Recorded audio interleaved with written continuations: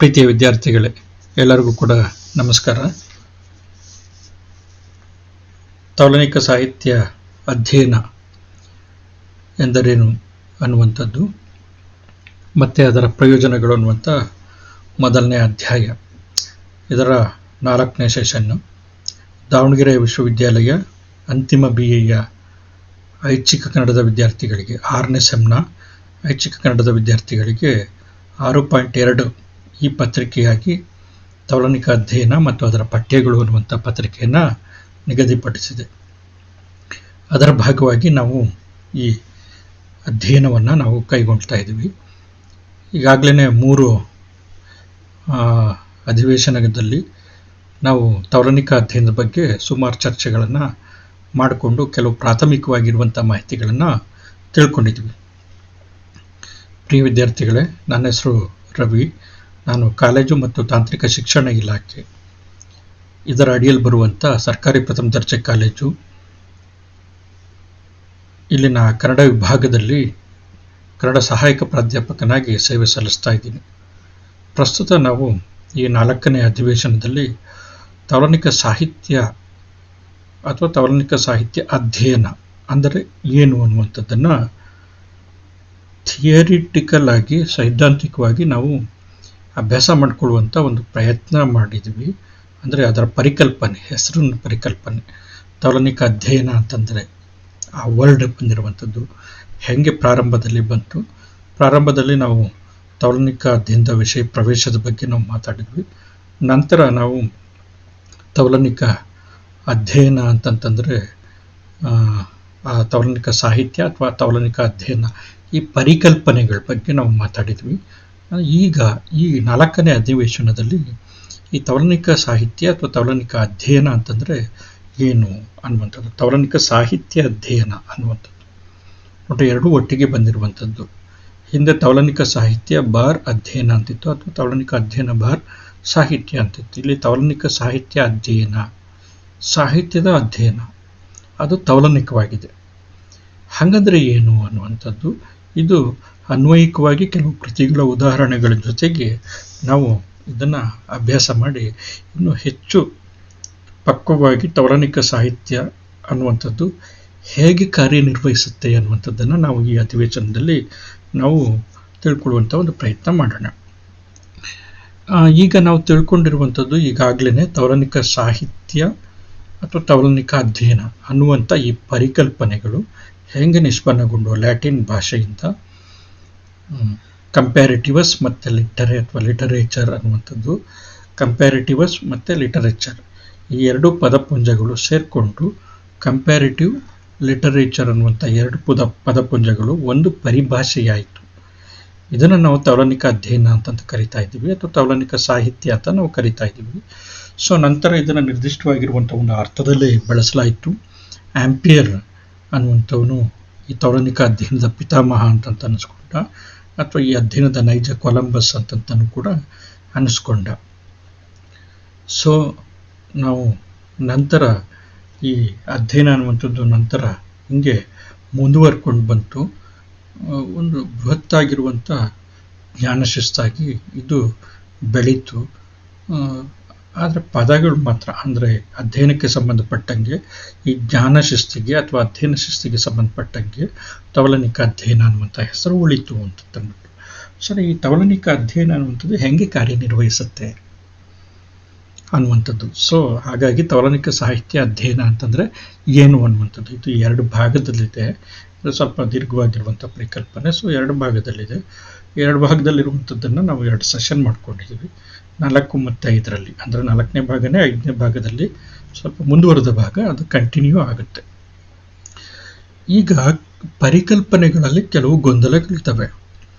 ತೌಲನಿಕ ಅಧ್ಯಯನ ಅಂತ ಅಂತೀವಿ, ತೌಲನಿಕ ಸಾಹಿತ್ಯ ಅಂತ ಬಳಸ್ತೀವಿ, ತೌಲನಿಕ ವಿಮರ್ಶೆ ಅಂತ ಬಳಸ್ತೀವಿ.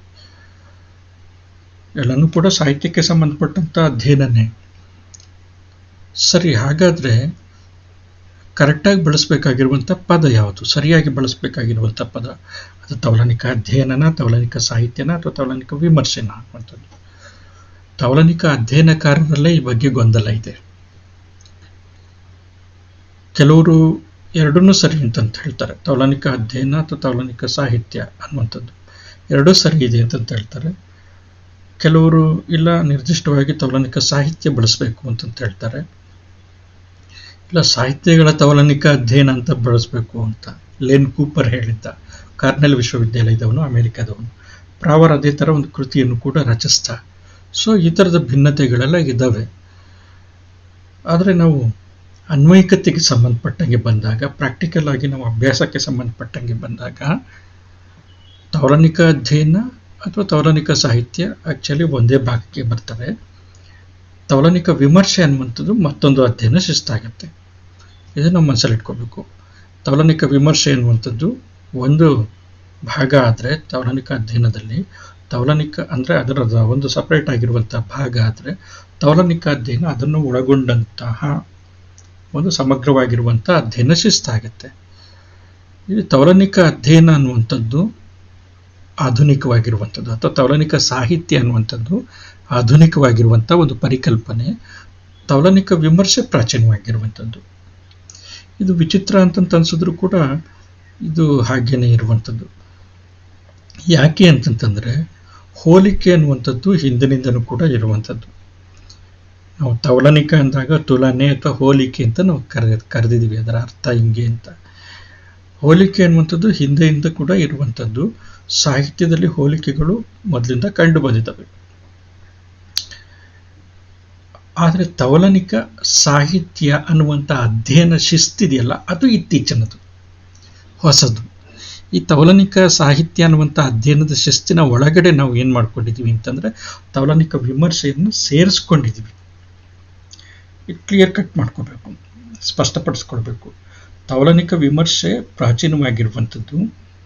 ಈ ತೌಲನಿಕ ವಿಮರ್ಶೆ ಪ್ರಾಚೀನವಾಗಿರುವಂಥದ್ದರ ಜೊತೆಗೆ ಅದೇನಾಗಿದೆ ಅಂತಂದರೆ ಅತ್ಯಂತ ಆಧುನಿಕ ಅಧ್ಯಯನ ಶಿಸ್ತಾಗಿರುವಂಥ, ಅತ್ಯಂತ ಆಧುನಿಕವಾಗಿರುವಂಥ ನಾಲೆಡ್ಜ್ ಡಿಸಿಪ್ಲಿನ್, ಜ್ಞಾನಶಿಸ್ತು ಅಂತ ನಾವೇನು ಕರಿತೀವಿ, ಆ ಜ್ಞಾನಶಿಸ್ತಿನ ಒಳಗೆ ಅದು ಸೇರಿಕೊಂಡಿದೆ. ಸೊ ಹಾಗಾಗಿ ಈಗ ಅಂದರೆ ಇತ್ತೀಚೆಗೆ ಸೇರಿಕೊಂಡಿರುವಂಥದ್ದು ಆಧುನಿಕವಾಗಿ. ಸೊ ಹಾಗಾಗಿ ಏನಂತಂದರೆ ಆಧುನಿಕ ಸಂದರ್ಭದಲ್ಲಿ ತೌಲನಿಕ ಅಧ್ಯಯನ ಸಾಹಿತ್ಯ ವಿಮರ್ಶೆಯನ್ನು ಕೂಡ ಒಳಗೊಳ್ಳುತ್ತೆ. ಆದರೆ ಆರಂಭದಲ್ಲಿ ಹಾಗೆ ಇರಲಿಲ್ಲ. ಆರಂಭದಲ್ಲಿ ಸಾಹಿತ್ಯ ಅಧ್ಯಯನ ಅಥವಾ ತೌಲನಿಕ ಸಾಹಿತ್ಯ ಅಧ್ಯಯನ ಅನ್ನುವಂಥದ್ದು ಒಂದು ಸಾಹಿತ್ಯ ವಿಮರ್ಶೆಯನ್ನು ಹೊರತುಪಡಿಸಿರುವಂಥ, ಆದರೆ ಕೃತಿಗಳ ವಿಶ್ಲೇಷಣೆ ಮಾಡ್ತಾ ಇದ್ದಂಥ, ಆದರೆ ಅದನ್ನು ವಿಮರ್ಶೆ ಅನ್ನುವಂಥ ವ್ಯಾಪ್ತಿಗೆ, ತೌಲನಿಕ ವಿಮರ್ಶೆ ಅನ್ನುವಂಥ ಹೆಸರಿನಲ್ಲಿ ಕರೀತಾ ಇರಲಿಲ್ಲ. ವಿಮರ್ಶೆ ಕ್ರಿಟಿಸಿಸಮ್ ಅನ್ನುವಂಥದ್ದು ಒಂದಿತ್ತು, ಆದರೆ ಕಂಪ್ಯಾರಿಟಿವ್ ಕ್ರಿಟಿಸಿಸಮ್ ಅನ್ನುವಂಥ ಹೆಸರಿನಲ್ಲಿ ಕರೀತಿರಲಿಲ್ಲ. ಸೊ ಹಾಗಾಗಿ ಏನು ಅಂತಂತಂದರೆ ವಿಮರ್ಶೆ ಅನ್ನುವಂಥದ್ದು ಮೊದಲಿಂದನೂ ಇದ್ದಿದ್ದರಿಂದ ವಿಮರ್ಶೆ ಅನ್ನುವಂಥದ್ದು ಪ್ರಾಚೀನವಾಗಿರುವಂಥ ಒಂದು ಪರಿಕಲ್ಪನೆ. ಆದರೆ ಜ್ಞಾನ ಶಿಸ್ತಾಗಿ, ಅಧ್ಯಯನ ಶಿಸ್ತಾಗಿ ತೌಲನಿಕ ಸಾಹಿತ್ಯ ಅನ್ನುವಂಥದ್ದು, ತೌಲನಿಕ ಅಧ್ಯಯನ ಅನ್ನುವಂಥದ್ದು ಒಂದು ಆಧುನಿಕವಾಗಿರುವಂಥ ಅಧ್ಯಯನ ಶಿಸ್ತು. ಇದು ಸ್ಪಷ್ಟ. ಸೊ ಹಾಗಾಗಿ ಏನಂತಂದರೆ ಈ ತೌಲನಿಕ ಸಾಹಿತ್ಯ ಅಥವಾ ತೌಲನಿಕ ಅಧ್ಯಯನ ಅಥವಾ ತೌಲನಿಕ ವಿಮರ್ಶೆ ಇವುಗಳ ನಡುವೆ ಏನೂ ವ್ಯತ್ಯಾಸ ಇಲ್ಲ ಅಂತಂದ್ಬಿಟ್ಟು ಕೆಲವು ತೌಲನಕಾರರು, ತೌಲನಿಕ ವಿದ್ವಾಂಸರು ಹೇಳಿದ್ರೂ ಕೂಡ ಇವುಗಳ ಮಧ್ಯೆ ವ್ಯತ್ಯಾಸ ಇದೆ.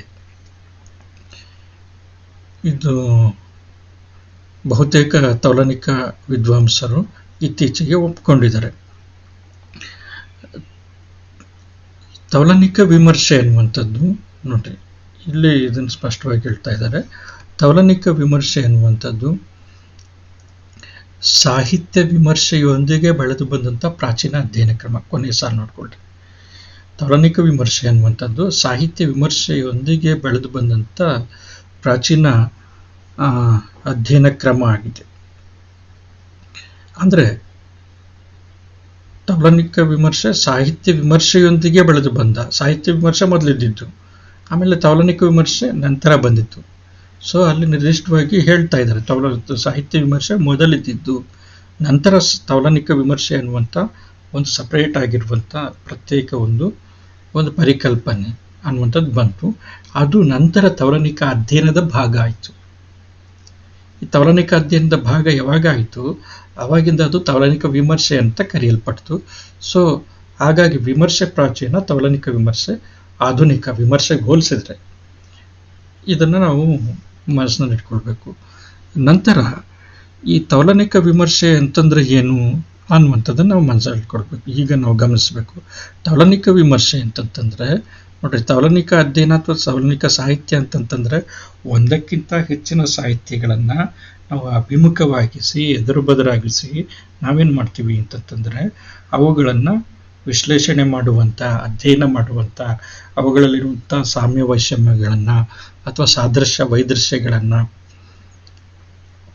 ಅಥವಾ ಶೈಲೀಕರಣವನ್ನು, ಅನುಸರಣವನ್ನು ಅಥವಾ ಆಕಾರ ಶೋಧವನ್ನು ಅಥವಾ ಋಣ ಪ್ರಭಾವವನ್ನು ಅಥವಾ ಅನುವಾದವನ್ನು ಅಥವಾ ತೌಲನಿಕ ಕಾವ್ಯ ಮೀಮಾಂಸೆಯನ್ನು, ಹೀಗೆ ಅದರಲ್ಲಿ ಏನಾದರೂ ತೌಲನಿಕ ಕಾವ್ಯ ಮೀಮಾಂಸೆ ಬಂದ ಸಂದರ್ಭದಲ್ಲಿ ಸೊ ಭಾಷಾಂತರ ಅಂದರೆ ಒಂದೇ ಕೃತಿಗಳ 2 ಭಾಷಾಂತರ ಇದ್ದರೆ ಸೊ ಅದನ್ನು ತಂದು ಅಭ್ಯಾಸ ಮಾಡುವಂಥದ್ದು ಇದೆಯಲ್ಲ, ಇವನ್ನೆಲ್ಲನೂ ಕೂಡ ಸೇರಿಸಿ ಏನು ಮಾಡ್ತೀವಿ ಅಂತಂತಂದರೆ ಈ ಥರದ 2 ಒಂದಕ್ಕಿಂತ ಹೆಚ್ಚಾಗಿರುವಂಥ ಸಮಾನ ಕಂಟೆಂಟ್ ಇರುವಂಥ, ವಸ್ತು ಇರುವಂಥ ಭಿನ್ನ ಕೃತಿಗಳು ಅಥವಾ ಸಮಾನ ಅಂಶಗಳು ಇರಲೇಬೇಕು ಅಂತಂತಿಲ್ಲ.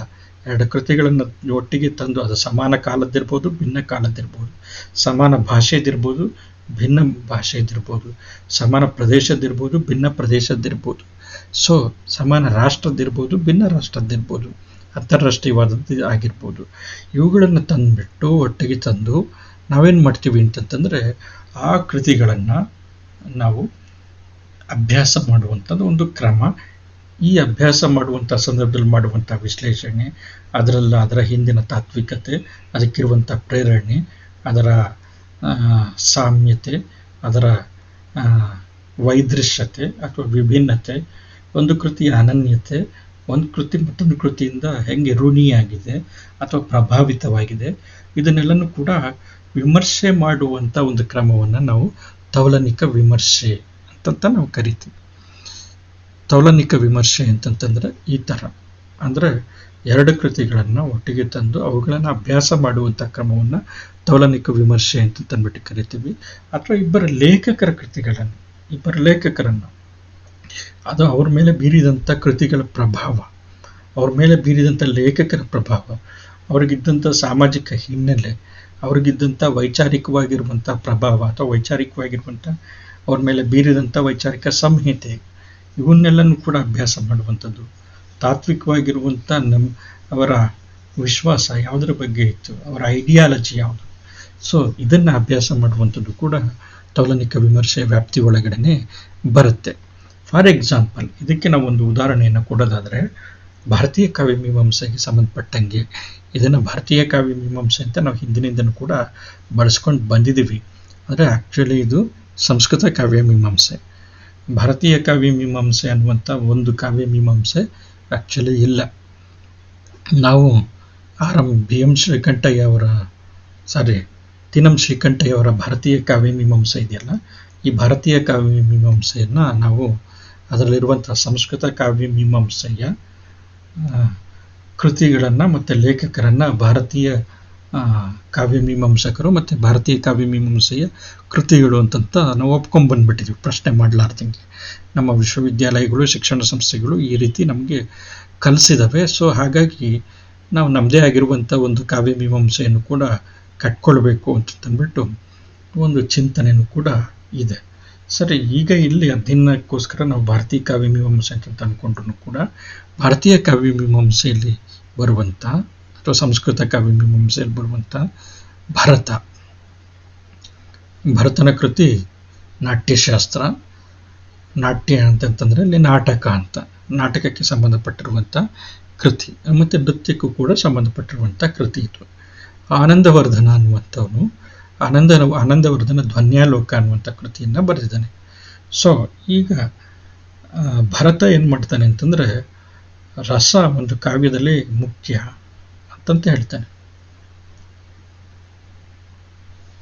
ಅದು ಪ್ರದರ್ಶಕ ಕಲೆ ಇರಲಿ ಅಥವಾ ಸಾಹಿತ್ಯ ಇರಲಿ, ನಾಟಕ ಅಥವಾ ನೃತ್ಯ ಇರಲಿ ಅಥವಾ ಸಾಹಿತ್ಯ ಇರಲಿ, ನಾಟಕದ ಭಾಗವಾಗಿರುವಂಥ ಸಾಹಿತ್ಯ ಇರಲಿ, ಅಲ್ಲಿ ತುಂಬ ಮುಖ್ಯವಾಗಿರುವಂಥದ್ದು ರಸ ಅಂತಂತ ಹೇಳ್ತಾನೆ. 8 ರಸಗಳ ಬಗ್ಗೆ ಅವನು ಮಾತಾಡ್ತಾನೆ. ಆನಂದವರ್ಧನ ಏನು ಮಾಡ್ತಾನೆ ಅಂತಂದರೆ, ಒಂದು ಕೃತಿಯಲ್ಲಿ ಮುಖ್ಯವಾಗಿರುವಂಥದ್ದು ಧ್ವನಿ ಅಂತಂತ ಹೇಳ್ತಾನೆ. ಸೊ ಧ್ವನ್ಯಾಲೋಕ ಅಂತಂದ್ಬಿಟ್ಟು ಅವನು ಕೃತಿಯನ್ನು ರಚಿಸ್ತಾನೆ. ಅಭಿನವಗುಪ್ತ ಏನು ಮಾಡ್ತಾನೆ ಅಂತಂತಂದರೆ, ಇವರು ನಂತರ ಬಂದಂಥ ಅಭಿನವಗುಪ್ತ ಈ ಎರಡೂ ಕೃತಿಗಳಿಗೆ ಭಾರತೀಯ ಕಾವ್ಯಮೀಮಾಂಸೆಯಲ್ಲಿ ಅಥವಾ ಸಂಸ್ಕೃತ ಕಾವ್ಯಮೀಮಾಂಸೆಯಲ್ಲಿ ಕಾವ್ಯಮೀಮಾಂಸೆಗೆ ಸಂಬಂಧಪಟ್ಟಿರುವಂಥ ಅಭಿಜಾತ ಕೃತಿಗಳು ಅಂತ ನಾವೇನಾದರೂ ಕರಿಬಹುದಾದರೆ ಅದು ಆನಂದವರ್ಧನ ನಾಟ್ಯಶಾಸ್ತ್ರ ಮತ್ತು ಆನಂದವರ್ಧನ ಧ್ವನ್ಯಾಲೋಕ, ಭರತನ ನಾಟ್ಯಶಾಸ್ತ್ರ, ಈ ಎರಡು ಕೃತಿಗಳ ಬಗ್ಗೆ ಅವನೇನು ಮಾಡ್ತಾನೆ, ಅಭಿನವಗುಪ್ತ ಪ್ರಕಾಂಡ ಪಂಡಿತ, ಕಾಶ್ಮೀರದಲ್ಲಿದ್ದಂಥವನು, ಕಾಶ್ಮೀರ ಶಿವಾದ್ವೈತ ಇದನ್ನು ಅವನು ಆ ತತ್ವದ ಹಿನ್ನೆಲೆಯಲ್ಲಿ ಏನು ಮಾಡ್ತಾನೆ ಅಂತಂದರೆ ಈ ಎರಡು ಕೃತಿಗಳನ್ನು ಅವನು ವಿಶ್ಲೇಷಣೆ ನಡೆಸ್ತಾನೆ. ಭರತನ ನಾಟ್ಯಶಾಸ್ತ್ರದ ಬಗ್ಗೆ ಅಭಿನವ ಭಾರತಿ ಅಂತ, ಆನಂದವರ್ಧನ ಧ್ವನ್ಯಾಲೋಕದ ಬಗ್ಗೆ ಧ್ವನ್ಯಾಲೋಕ ಲೋಚನ ಅಂತಂದ್ಬಿಟ್ಟು ಅವನು ಅದಕ್ಕೆ ಟಿಪ್ಪಣಿಯನ್ನು ಬರೀತಾನೆ. ರಸ ಮತ್ತು ಧ್ವನಿ ಎರಡನ್ನೂ ಕೂಡ ಅತ್ಯಗತ್ಯ ಅಂತಂತ ಹೇಳ್ತಾನೆ.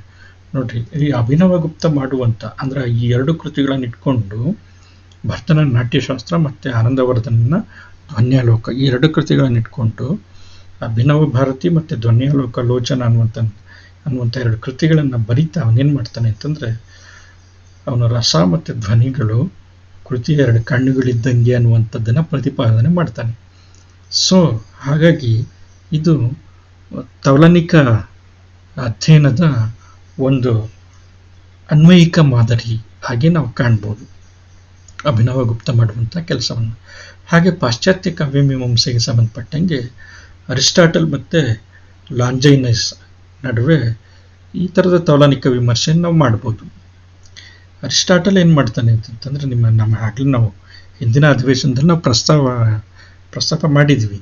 ಅರಿಸ್ಟಾಟಲ್ ಪ್ರತಿಪಾದನೆ ಮಾಡುವಂಥದ್ದು ಭರತ ಯಾವುದನ್ನು ರಸ ಅಂತ ಕರೀತಾನೆ ಅದನ್ನು ಅರಿಸ್ಟಾಟಲ್ ಕೆಥಾರ್ಸಿಸ್ ಅಂತ ಕರೀತಾನೆ. ಈ ಕೆಥಾರ್ಸಿಸ್ ರಸದ ಕಾರ್ಯವನ್ನೇ ಮಾಡುತ್ತೆ. ಸೊ ರಸಕ್ಕೆ ಸಂವಾದಿಯಾಗಿ ಪಾಶ್ಚಾತ್ಯರಲ್ಲಿರುವಂಥ ಕಲ್ಪನೆ ಇದೆಯಲ್ಲ, ಅದು ಕೆಥಾರ್ಸಿಸ್ ಅನ್ನುವಂಥದ್ದು. ಜೊತೆಗೆ ಲಾಂಜೈನಸ್ ಅನ್ನುವಂಥವನು, ಈ ಲಾಂಜೈನಸ್ ಅನ್ನುವಂಥ ಕಾವ್ಯಮೀಮಾಂಸಕ ಆನ್ ಸಬ್ಲೈಮ್ ಅನ್ನುವಂಥ ಭವ್ಯತೆ ಅನ್ನುವಂಥ ಒಂದು ಕೃತಿಯನ್ನು, ಭವ್ಯತೆಯ ಬಗ್ಗೆ ಅಂತಂದ್ಬಿಟ್ಟು ಆನ್ ಸಬ್ಲೈಮ್ ಅಂತಂದ್ಬಿಟ್ಟು ಆ ಕೃತಿಯನ್ನು ಬರೀತಾನೆ. ಸೊ ಒಂದು ಕೃತಿಯಲ್ಲಿ ಭವ್ಯತೆ ಅನ್ನುವಂಥದ್ದು ಅತ್ಯಂತ ಶ್ರೇಷ್ಠವಾಗಿರುವಂಥದ್ದು, ಗಂಭೀರವಾಗಿರುವಂಥದ್ದು, ಸಾಂದರ್ಭಿಕವಾಗಿ. ಅಂದರೆ ಭವ್ಯತೆ ಅನ್ನುವಂಥದ್ದು ಒಂದು ಕೃತಿಯಲ್ಲಿ ಎಲ್ಲ ಕಡೆ ಕಾಣಕ್ಕಾಗಲ್ಲ. ರಸನೂ ಕೂಡ ಅಷ್ಟೇ, ಎಲ್ಲ ಕಡೆ ಕಾಣಕ್ಕಾಗೋದಿಲ್ಲ. ಸೊ ಅದು ಸಂದರ್ಭಗಳು ಉತ್ಕರ್ಷಾವಸ್ಥೆಗೆ ಏರಿದಂಥ ಸಂದರ್ಭದಲ್ಲಿ ನಾವು ರಸದ ಉತ್ಕರ್ಷತೆಯನ್ನು ಕೂಡ ಕಾಣ್ತೀವಿ. ಕೆಥಾರ್ಸಿಸ್ ಅದೇ ಥರ. ಮತ್ತು ಅತ್ಯಂತ ಗಂಭೀರವಾಗಿರುವಂಥ, ಅತ್ಯಂತ ಉನ್ನತವಾಗಿರುವಂಥ ಭಾವನೆಯನ್ನು ಹೇಳುವಂಥ ಸಂದರ್ಭದಲ್ಲಿ ಭವ್ಯತೆ ಬರುತ್ತೆ. ಸಬ್ಲೈಮ್ ಅನ್ನುವಂಥದ್ದು ಅದಕ್ಕೆ ಸಂವಾದಿ ಪದ. ಸೊ ಸಬ್ಲೈಮ್ ಅನ್ನುವಂಥದ್ದು ಬರುತ್ತೆ. ಸೊ ರಸ ಮತ್ತು ಸಬ್ಲೈಮ್ಗೆ ಸಂಬಂಧಪಟ್ಟಂಗೆ ತೌಲನಿಕ ವಿಮರ್ಶೆ ಮಾಡೋದಕ್ಕೆ ಸಾಧ್ಯತೆ ಇದೆ ಅನ್ನುವಂಥದ್ದು. ಟಿ.ಎಸ್. ಎಲಿಯಟ್ ಅನ್ನುವಂಥವನು ಅತ್ಯಂತ ಆಧುನಿಕವಾಗಿರುವಂಥ, ನಾವು ಯಾವುದನ್ನು ನವ್ಯ ಕವಿತೆ ಅಂತಂದ್ಬಿಟ್ಟು ಇವಾಗ ಕರಿತೀವಿ, ಅದಕ್ಕೆ ಒಂದು ಥರದಲ್ಲಿ ಪ್ರೇರಣೆ ಆಗಿದಂಥವನು. ಮಾಡ್ರನಿಸಮ್ ಅನ್ನುವಂಥ ಪಾಶ್ಚಾತ್ಯರ ಒಂದು ಕವಿತಾ ಪದ್ಧತಿಗೆ ಒಬ್ಬ ಮುಖ್ಯನಾಗಿರುವಂಥ ಲೇಖಕ ಟಿ.ಎಸ್. ಎಲಿಯಟ್. ಈತ ಒಂದು ಮಾತನ್ನು ಹೇಳ್ತಾನೆ, ಏನು ಅಂತಂದರೆ ತುಲನೆ ಮತ್ತು ವಿಶ್ಲೇಷಣೆ, ಅನಾಲಿಸಿಸ್ ಮತ್ತು ಕಂಪ್ಯಾರಿಟಿವ್ನೆಸ್ ಅನ್ನುವಂಥದ್ದು. ಕಂಪ್ಯಾರಿಟಿವ್ ಅನ್ನುವಂಥದ್ದು ತೌಲನಿಕ ಅನ್ನುವಂಥದ್ದು, ತುಲನೆ ಅನ್ನುವಂಥದ್ದು, ಮತ್ತು ಇನ್ನೊಂದು ಅನಾಲಿಸಿಸ್ ವಿಶ್ಲೇಷಣೆ ಅನ್ನುವಂಥದ್ದು. ಇವೆರಡೂ ಕೂಡ ಏನು ಅಂತಂದರೆ ವಿಮರ್ಶೆ ಮುಖ್ಯ ಸಾಧನಗಳು ಅಂತ. ಸೊ ಇದನ್ನು ಅಭಿಪ್ರಾಯ ಪಡ್ತಾನೆ. ಇದು ತುಂಬ ಪ್ರಸಿದ್ಧವಾಗಿರುವಂಥ ಸ್ಟೇಟ್ಮೆಂಟ್. ತುಲನೆ ಮತ್ತು ವಿಶ್ಲೇಷಣೆ ಇವೆರಡೂ ಕೂಡ ವಿಮರ್ಶೆಯ ಅತ್ಯಂತ ಮುಖ್ಯವಾಗಿರುವಂಥ ಸಾಧನೆಗಳು. ಇಲ್ಲಿ ವಿಮರ್ಶೆ ಅಂತಂತಂದರೆ ಒಂದು ಸಾಮಾನ್ಯವಾಗಿರುವಂಥ ವಿಮರ್ಶೆನೂ ಕೂಡ ಬರುತ್ತೆ, ಮತ್ತು ಇನ್ನೊಂದು ಏನಂತಂತಂದರೆ ತೌಲನಿಕ ವಿಮರ್ಶೆನೂ ಕೂಡ ಬರುತ್ತೆ. ಈ ಎರಡೂ ಸಂದರ್ಭದಲ್ಲಿ ತುಲನೆ ಅನ್ನುವಂಥದ್ದು ಕಂಪೇರ್ ಮಾಡಲೇಬೇಕಾಗತ್ತೆ. ತೌಲನಿಕ ವಿಮರ್ಶೆಯಲ್ಲಂತೂ ಮಾಡೇ ಮಾಡ್ತೀವಿ, ಆದರೆ ವಿಮರ್ಶೆಯಲ್ಲಿ ತುಲನೆ ಅನ್ನುವಂಥದ್ದು ಮಾಡಲೇಬೇಕು.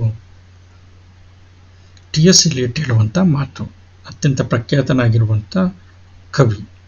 ಸೊ ಹಾಗಾಗಿ ಇವನ ಮಾತು ಮುಂದಿನ ಹಲವು ವಿಮರ್ಶಕರಲ್ಲಿ, ಹಲವು ಲೇಖಕರಲ್ಲಿ ಇವನ ಮಾತು ತುಂಬ ಪ್ರಭಾವ ಬೀರ್ತು. ಹಾಗಾಗಿ ಸಾಹಿತ್ಯದಲ್ಲಿ ವಿಮರ್ಶೆಯಲ್ಲಿ ಅಥವಾ ಸಾಹಿತ್ಯ ಕೃತಿ ವಿಮರ್ಶೆಯಲ್ಲಿ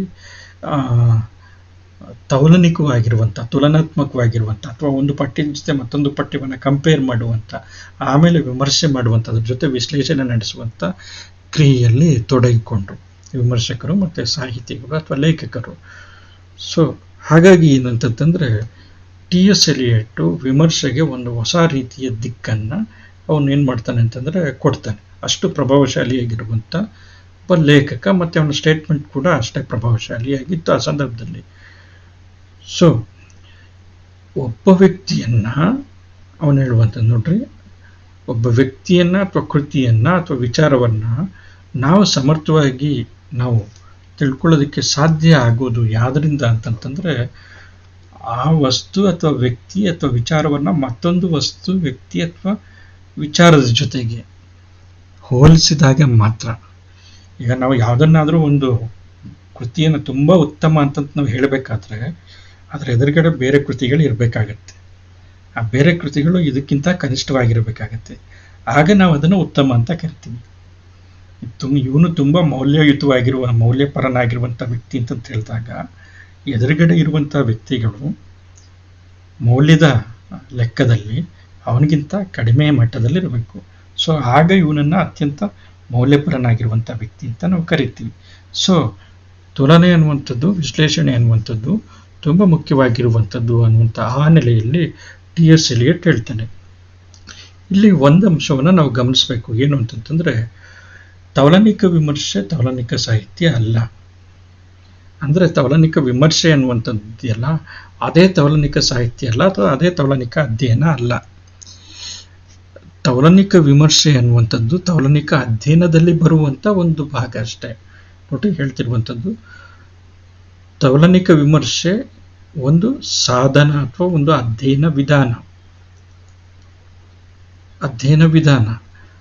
ಆದರೆ ಆ ಅಧ್ಯಯನದ ಮೂಲ ಒಟ್ಟಾರೆ ಸ್ವರೂಪದ ಜ್ಞಾನ ಶಿಸ್ತು ತೌಲನಿಕ ಅಧ್ಯಯನ. ಇದನ್ನು ನಾವು ತಿಳ್ಕೊಳ್ಬೇಕು. ಸೊ ಹಾಗಾಗಿ ಮೂಲ ಜ್ಞಾನ ಶಿಸ್ತು ಯಾವುದು ಅಂತಂದರೆ ತೌಲನಿಕ ಸಾಹಿತ್ಯ. ಅದರ ಒಳಗಡೆ ಬರುವಂಥ ಒಂದು ಪರಿಕಲ್ಪನೆ ಅಥವಾ ಅಧ್ಯಯನ ವಿಧಾನ ಯಾವುದು ಅಂತಂದರೆ, ಅಥವಾ ಸಾಧನ ಯಾವುದು ಅಂತಂದರೆ ತೌಲನಿಕ ವಿಮರ್ಶೆ. ಅರ್ಥ ಆಗ್ತಿದೆ ಅಂತ ಅಂದ್ಕೊಳ್ತಾ ಇದ್ದೀನಿ. ಒಟ್ಟಾರೆ ಆಗಿರುವಂಥ ಮೂಲವಾಗಿರುವಂಥ ಜ್ಞಾನ ಶಿಸ್ತಿದೆಯಲ್ಲ, ಒಟ್ಟಾರೆ ಒಂದು ಅಧ್ಯಯನದ ಶಿಸ್ತು ಯಾವುದು ಅಂತಂತಂದರೆ, ಒಂದು ವಿಷಯ ಸಬ್ಜೆಕ್ಟ್ ಅಂತಂತಂದರೆ ಅದು ತೌಲನಿಕ ಅಧ್ಯಯನ ಅಥವಾ ತೌಲನಿಕ ಸಾಹಿತ್ಯ. ಈ ತೌಲನಿಕ ಸಾಹಿತ್ಯದ ಒಳಗಡೆ ಬರುವಂಥ ಒಂದು ಉಪಭಾಗ, ಒಂದು ಉಪ ಅಂಶ ಅಥವಾ ಒಂದು ಪರಿಕಲ್ಪನೆ ಅಥವಾ ಒಂದು ಪರಿಭಾಷೆ ಯಾವುದು ಅಂತಂತಂದರೆ ತೌಲನಿಕ ವಿಮರ್ಶೆ ಅನ್ನುವಂಥದ್ದು. ತೌಲನಿಕ ಸಾಹಿತ್ಯ ಅನ್ನುವಂಥದ್ದು ಆಕ್ಚುಲಿ ಒಂದು ಅಧ್ಯಯನ ಕ್ಷೇತ್ರ, ತುಂಬ ವಿಸ್ತೃತವಾಗಿರುವಂಥದ್ದು. ಆದರೆ ತೌಲನಿಕ ವಿಮರ್ಶೆ ಅನ್ನುವಂಥದ್ದು ಅದರ ಒಳಗಡೆ ಬರುವಂಥ ಒಂದು ಭಾಗ. ಮತ್ತು ಈಗಾಗಲೇ ಹಿಂದೆ ಹೇಳಿದ್ದೆ ಏನಂತಂದರೆ, ನಿಮ್ಮ ಸ್ಲೈಡ್ನಲ್ಲೇ ಲಾಸ್ಟಿಗೆ ಇದೆ ಸೆಂಟೆನ್ಸು, ತೌಲನಿಕ ವಿಮರ್ಶೆ ಪ್ರಾಚೀನವಾಗಿರುವಂಥದ್ದು, ತೌಲನಿಕ ಸಾಹಿತ್ಯ ಆಧುನಿಕವಾಗಿರುವಂಥದ್ದು. ಯಾಕೆಂತಂದರೆ ತೌಲನಿಕ ಸಾಹಿತ್ಯ ಅನ್ನುವಂಥ ಅಧ್ಯಯನ ಶಿಸ್ತು ಫ್ರೆಂಚರಿಂದ ಆರಂಭವಾಗಿರುವಂಥದ್ದು. ಅಲ್ಲಿಂದನೇ ಅದರ ಆರಂಭದ ಲೆಕ್ಕವನ್ನು ನಾವು ತೆಗೆದುಕೊಳ್ತೀವಿ. ಸುಮಾರು 19ನೇ ಶತಮಾನದ ಸಂದರ್ಭದಲ್ಲಿ 1800 ಅನ್ನುವಂಥ 1800ರ ಇಸ್ವಿಯಿಂದ ನಾವು ತೆಗೆದುಕೊಂಡ್ರೆ 19ನೇ ಶತಮಾನ ಆಗುತ್ತೆ. 19ನೇ ಶತಮಾನ ತಗೊಳ್ತೀವಿ. ಆದರೆ ವಿಮರ್ಶೆ ಮೊದಲಿಂದ ಇತ್ತು. ಸೊ ಹಾಗಾಗಿ ಏನಂತಂತಂದರೆ ವಿಮರ್ಶೆ ಪ್ರಾಚೀನವಾಗಿರುವಂಥದ್ದು, ತೌಲನಿಕ ಸಾಹಿತ್ಯ ಆಧುನಿಕವಾಗಿರುವಂಥದ್ದು. ಸೊ ಇದಕ್ಕೆ ಕೆಲವು ಉದಾಹರಣೆಗಳನ್ನ ನಾವು ನೋಡ್ಬೋದು. ಈಗ ಅಂದರೆ ತೌಲನಿಕ ವಿಮರ್ಶೆಗೆ ಸಂಬಂಧಪಟ್ಟಂಗೆ, ಅಂದರೆ ತೌಲನಿಕ ಸಾಹಿತ್ಯ ಅಧ್ಯಯನ ಎಂದರೇನು ಅಂತಂತಂದರೆ ತುಲನೆ ಮತ್ತು ವಿಶ್ಲೇಷಣೆ ಮಾಡುವಂಥದ್ದು. ಟಿ.ಎಸ್. ಎಲಿಯಟ್ ಏನು ಹೇಳ್ತಾನಲ್ಲ ಅದನ್ನು ಮಾಡುವಂಥದ್ದು ಇದೆಯಲ್ಲ, ಅದು ತೌಲನಿಕ ಅಧ್ಯಯನ ಆಗುತ್ತೆ. ಅಂದರೆ ತೌಲನಿಕ ವಿಮರ್ಶೆ, ತೌಲನಿಕ ಅಧ್ಯಯನದ ಒಳಗಡೆ ಬರುವಂಥ ತೌಲನಿಕ ವಿಮರ್ಶೆ ಆಗುತ್ತೆ ಅಂತಂದ್ಬಿಟ್ಟು. ಸರಿ, ಅದಕ್ಕೆ ಕೆಲವು ನಿದರ್ಶನಗಳು ಏನು ಅಂತಂತಂದರೆ, ಇಂಗ್ಲೆಂಡ್ ದೇಶದ ಅತ್ಯಂತ ಪ್ರಸಿದ್ಧನಾಗಿರುವಂಥ ಕವಿ, ಪ್ರಕೃತಿಯ ಕವಿ ಅಂತಂದ್ಬಿಟ್ಟು ನಾವು ಕರಿತೀವಿ, ವಿಲಿಯಂ ವರ್ಡ್ಸ್ವರ್ತ್ ಅಂತಂದ್ಬಿಟ್ಟು. ವಿಲಿಯಂ ವರ್ಡ್ಸ್ವರ್ತ್ ಪ್ರಕೃತಿಯ ಕವಿ ಅಂತಲೇ ತುಂಬ ಪ್ರಸಿದ್ಧನಾಗಿರುವಂಥವನು. ಅವನನ್ನು ನಾವು ಏನು ಮಾಡ್ತೀವಿ ಅಂತಂದರೆ, ನೋಡ್ರಿ, ಕನ್ನಡದ ವರ್ಡ್ಸ್ವರ್ತ್ ಅಂತಂದ್ಬಿಟ್ಟು ನಾವು ಕುವೆಂಪು ಅವ್ರನ್ನ ಕರಿತೀವಿ. ಇದು ಎಷ್ಟರ ಮಟ್ಟಿಗೆ ಸೂಕ್ತ ಇದು, ಅಥವಾ ವರ್ಡ್ಸ್ವರ್ತಿಂದ ಕುವೆಂಪು ಪ್ರಭಾವಿತರಾಗಿದ್ದಾರೋ ಇರ್ಬೋದು, ಹೇಳೋದಕ್ಕಾಗೋದಿಲ್ಲ. ಆದರೆ ಪ್ರಭಾವಿತರಾಗಿರಲೇಬೇಕು ಅಂತಂತ ಏನೂ ಇಲ್ಲ. ಯಾಕೆಂತಂದರೆ ವರ್ಡ್ಸ್ವರ್ತ್ಗಿಂತನೂ ಕೂಡ ಅತ್ಯಂತ ವರ್ಡ್ಸ್ವರ್ತ್ ಕಂಡಂಥ ಪ್ರಕೃತಿಗಿಂತ ಅತ್ಯಂತ ದಟ್ಟವಾಗಿರುವಂಥ ಪ್ರಕೃತಿ, ಅರಣ್ಯ, ಅದರ ಸಾಂದ್ರತೆ, ಅದರ ಜೀವ ವೈವಿಧ್ಯಗಳು, ಅದರ ಈಕಾಲಜಿ ಅಥವಾ ಅದರ ಎನ್ವಿರಾನ್ಮೆಂಟನ್ನು ಕಂಡಂಥವ್ರು ಮಲೆನಾಡಿನ ಒಳಭಾಗದಲ್ಲಿ ಕುವೆಂಪು ಅವರು. ಸೊ ಹಾಗಾಗಿ ಏನು ಅಂತಂದರೆ ವರ್ಡ್ಸ್ವರ್ತ್ನಿಂದನೇ ಪ್ರಭಾವಿತರಾಗಬೇಕಾಗಿಲ್ಲ ಕುವೆಂಪು. ತಾವಿದ್ದಂಥ ಪ್ರಕೃತಿಯ ಜೊತೆ ಅನುಸಂಧಾನ ಮಾಡಿ ವರ್ಡ್ಸ್ವರ್ತ್ ಏನು ಬರೆದಿದ್ದಾನೆ ಅದಕ್ಕೆ ಸದೃಶವಾಗಿರುವಂಥ ಕಾವ್ಯಗಳನ್ನು, ಕೃತಿಗಳನ್ನು ಬರೆಯೋದಕ್ಕೆ ಕುವೆಂಪು ಸಮರ್ಥರಿದ್ದರು. ಸೊ ಹಾಗಾಗಿ ಕುವೆಂಪು ಹೆಂಗೆ ಪ್ರಕೃತಿಯ ಬಗ್ಗೆ ಬರೆದಿದ್ದಾರೋ ಇಂಗ್ಲೆಂಡ್ನಲ್ಲಿ ವರ್ಡ್ಸ್ವರ್ತ್ ಕೂಡ ಅದೇ ಥರ ಪ್ರಕೃತಿಯ ಬಗ್ಗೆ ಬರೆದಿದ್ದಾರೆ. ಆದರೆ ವರ್ಡ್ಸ್ವರ್ತ್ ನಮ್ಮನ್ನು ಆಳಿದಂಥ ಇಂಗ್ಲಿಷರೇನಿದ್ದಾರೆ ಆ ಇಂಗ್ಲಿಷ್ ದೇಶದವನು. ಸೊ ಹಾಗಾಗಿ ಆಳಿದಂಥ ದೇಶದ ಅಂದರೆ ಆಳಿದಂಥ ಪ್ರಭುಗಳು ಅಥವಾ ಪ್ರಭುತ್ವ ಏನು ಮಾಡುತ್ತೆ ಅಂತಂತಂದರೆ ಇಲ್ಲಿರುವಂಥ ಅಂದರೆ ಸ್ಥಳೀಯ ಅಥವಾ ದೇಶೀಯ ಅಥವಾ ವಸಾಹತು ಆಗಿರುವಂಥ ಪ್ರದೇಶದ ಕವಿಯನ್ನು ನಮ್ಮ ಥರದ ಕವಿ ಇವನು ಅಂತಂತ ನಿರೂಪಿಸ್ತಾರೆ ಅಂತಂದರೆ ಹೇಳ್ತಾರೆ. ಸೊ ನಮ್ಮ ಅಧ್ಯಯನ ಕ್ರಮದಲ್ಲೂ ಕೂಡ ಏನಾಗುತ್ತೆ ಅಂತಂದರೆ ಕ್ರಮೇಣ ಅದನ್ನು ನಾವು ಪ್ರಶ್ನೆ ಮಾಡಿದೆ ನಾವು ಒಪ್ಕೊಂಡ್ಬರ್ತೇವೆ. ಸೊ ಹಾಗಾಗಿ ಏನಂತಂದರೆ ಕನ್ನಡದ ವರ್ಡ್ಸ್ವರ್ತ್ ಅಂತಂದ್ಬಿಟ್ಟು ಕುವೆಂಪುಗೆ ಹೇಳ್ಬಿಡ್ತೀವಿ. ಆದರೆ ಅದು ಹಾಗೆ ಆಗಬೇಕಾಗಿಲ್ಲ. ಕುವೆಂಪುಗೆ ದಟ್ಟವಾಗಿರುವಂಥ ಮಲೆನಾಡಿನ ಪರಿಚಯ ಇತ್ತು. ಸೊ ಹಾಗಾಗಿ ಏನಂತ ಮತ್ತೆ ಅದರಲ್ಲಿ ಮಿಂದೆದ್ದು ಬಂದಂಥವ್ರು ಈವನ್ ಅವರು ಆವಾಗಿನ ದೊಡ್ಡ ಪಟ್ಟಣವಾಗಿರುವಂಥ ಮೈಸೂರಿಗೆ ಹೋದ್ರೂ ಕೂಡ ಅವರು ಬರೆದಿದ್ದೆಲ್ಲ ಮಲೆನಾಡಿನ ಬಗ್ಗೆನೇ. ಸೊ ಅಂಥ ಗಾಢವಾಗಿರುವಂಥ ಅನುಭವ ಅವ್ರಿಗಿತ್ತು.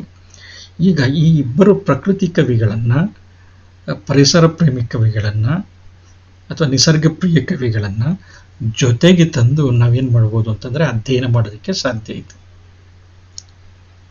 ವರ್ಡ್ಸ್ವರ್ತಿಗೆ ಪ್ರಕೃತಿ ಯಾಕೆ ಮುಖ್ಯ ಆಗುತ್ತೆ ಅಂತಂದರೆ ಅದು ಆಧುನಿಕತೆಯ ವಿಕಾರಗಳಿಂದ ಮನುಷ್ಯನನ್ನು ಬಿಡುಗಡೆ ಮಾಡುವಂಥ ಒಂದು ಸಾಧನ ಆಗುತ್ತೆ. ಕೈಗಾರಿಕೀಕರಣ ಅನ್ನುವಂಥದ್ದಿತ್ತು, ನಗರೀಕರಣ ಅನ್ನುವಂಥದ್ದಿತ್ತು, ಆ ಸಂದರ್ಭದಲ್ಲಿ ಯಾಂತ್ರೀಕರಣ ಅನ್ನುವಂಥದ್ದಿತ್ತು. ಸೊ ಇವೆಲ್ಲನೂ ಕೂಡ ಇದೆಲ್ಲದರ ಅಬ್ಬರಗಳಿಂದ ರೋಸಿ ಹೋದಂಥ ವರ್ಡ್ಸ್ವರ್ತ್ ಪ್ರಕೃತಿ ಕಡೆ ಹಿಂದಿರುಗ್ತಾನೆ. ಅಂದರೆ ಅವನಿಗೆ ಈ ನಗರೀಕರಣ, ಈ ಯಾಂತ್ರೀಕರಣ, ಕೈಗಾರಿಕೀಕರಣದಿಂದ ಬಿಡುಗಡೆ ಮಾಡುವಂಥ ಒಂದು ಪ್ರಶಾಂತ ಪರಿಸರವಾಗಿ ಅವನಿಗೆ ನಿಸರ್ಗ ಅನ್ನುವಂಥದ್ದು ಕಾಣುತ್ತೆ. ಆದರೆ ಕುವೆಂಪುಗೆ ಪ್ರಕೃತಿಯ ಆರಾಧನೆ ಇದೆಯಲ್ಲ ಅದು ಪರಮನ ಆರಾಧನೆ ಆಗುತ್ತೆ. ಆದರೆ ಪ್ರಕೃತಿಯಲ್ಲಿ ಪರಮ ಇದ್ದಾನೆ ಅಂತ, ಶಿವ ಇದ್ದಾನೆ ಇಲ್ಲಿ ಅಂತಂದ್ಬಿಟ್ಟು ಆ ಲೆಕ್ಕದಲ್ಲಿ ಅವರಿಗೆ. ಸೊ ಆಗಸದಲ್ಲಿ ಇರುವಂಥ ಚಂದ್ರನು ಕೂಡ ದೇವರ ಪೆಪ್ಪರ್ಮೆಂಟ್ ಆಗ್ಬಿಡ್ತಾನೆ ಅವರಿಗೆ, ಕುವೆಂಪುಗೆ. ಸೊ ಈ ವ್ಯತ್ಯಾಸಗಳಿದೆಯಲ್ಲ, ಆ ವ್ಯತ್ಯಾಸಗಳಿರುವಂಥ ತಾತ್ವಿಕ ಹಿನ್ನೆಲೆ ಬೇರೆ ಬೇರೆ ಆಗಿರುವಂಥದ್ದು. ಒಂದು ಆಧುನಿಕತೆಯ ವಿಕಾರ ಏನಿದೆ, ಆಧುನಿಕತೆಯ ವಿಕಾರಕ್ಕೆ ಮೊಗ ತಿರುಗಿಸಿ ಪ್ರಕೃತಿಯ ಕಡೆ ಮುಖ ಮಾಡಿದ್ದು ವರ್ಡ್ಸ್ವರ್ತ್.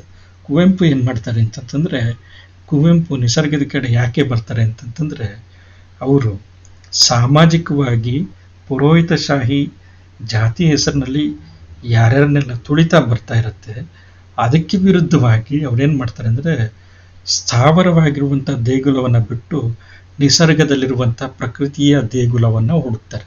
ಸೊ ಅವರಿಗೆ ಪ್ರಕೃತಿಯ ಆರಾಧನೆ ಪರಮನ ಆರಾಧನೆ ಆಗುತ್ತೆ. ನೋಡ್ರಿ, ಇದು ಎಷ್ಟು ಅಂದರೆ ತಾತ್ವಿಕವಾಗಿ ಇಬ್ಬರಲ್ಲೂ ಕೂಡ ಅಜಗಜಾಂತರ ವ್ಯತ್ಯಾಸ ಇದೆ. ಇಬ್ಬರು ಬರೀತಿರೋದು ಪ್ರಕೃತಿ ಬಗ್ಗೆ, ಅದರ ತಾತ್ವಿಕ ಹಿನ್ನೆಲೆಯ ಬಗ್ಗೆ ಮಾತಾಡುವಂಥದ್ದು ತೌಲನಿಕ ಅಧ್ಯಯನ.